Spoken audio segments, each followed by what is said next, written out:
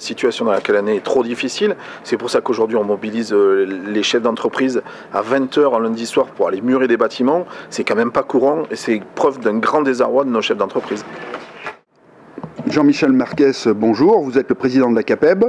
Il est 20 h et nous allons nous acheminer vers le centre-ville pour une action peu banale et d'initiative locale, mais qui rentre dans le cadre de cette journée de contestation et de protestation et de revendication des patrons, des petites entreprises et de l'artisanat.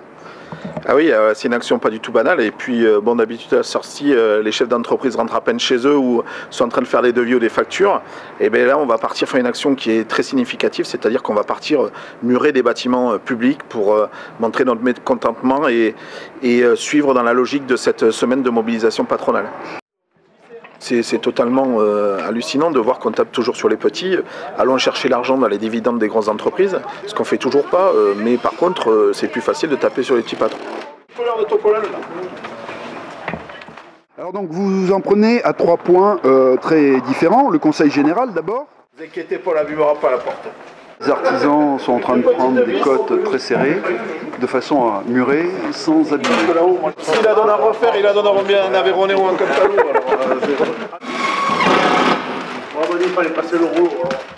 Oui, on va murer le Conseil général pour plusieurs choses. La première, c'est que effectivement, il y a une campagne de pub qui est catastrophique sur le département où on montre du tourisme, de l'agriculture, mais pas du tout l'économie du département qui est l'artisanat.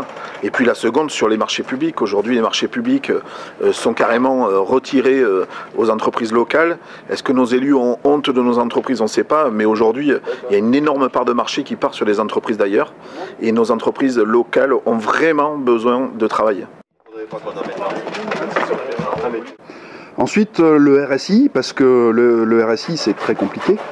Le RSI, c'est très compliqué. On aimerait avoir de la clarté sur le RSI, c'est-à-dire savoir exactement où vont nos cotisations et comment elles y vont.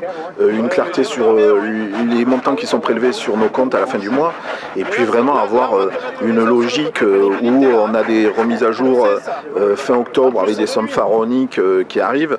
Et vraiment, il y a besoin de clarté, d'urgence vis-à-vis de nos entreprises. Et puis surtout, vous allez payer à N+2, alors que maintenant, la situation n'est plus celle d'il y a 2 ans et c'est très dur de trouver des fonds.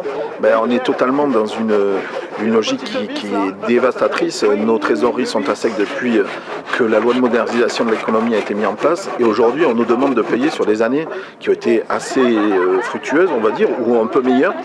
Et aujourd'hui, on n'a plus la trésorerie pour payer. On a investi le peu d'argent qu'on avait gagné, donc on n'a plus pour payer. Alors Monsieur Marquez, un petit patron en Lozère, c'est qui exactement? Il gagne combien? Il travaille combien?